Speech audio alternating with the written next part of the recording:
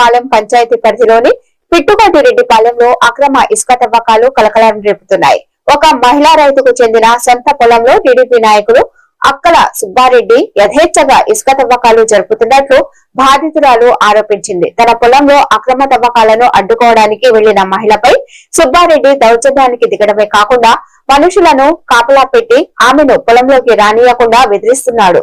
Mining అధికారులకు ఇతర ఉన్నతాధికారులకు భారీగా లంచాలు ఇచ్చానని, తనను ఎవరు ఏమి చేయలేరని సుబ్బారెడ్డి బహిరంగంగానే చెప్తున్నారని బాధితురాలు ఆవేదన వ్యక్తం చేసింది. న్యాయం కోసం చివరకు బాధితురాలు జిల్లా ఎస్పీని ఆశ్రయించింది. తన పొలాన్ని తనకు దక్కేలా చేయాలని, అక్రమ ఇసుక తవ్వకాలను ఆపి బాధ్యులపై కఠిన చర్యలు తీసుకోవాలని ఆమె విన్నవించింది.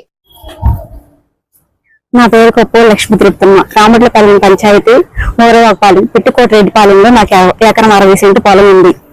నాకు తెలియకుండా నా పొలంలో అక్కల సుబ్బారెడ్డి అని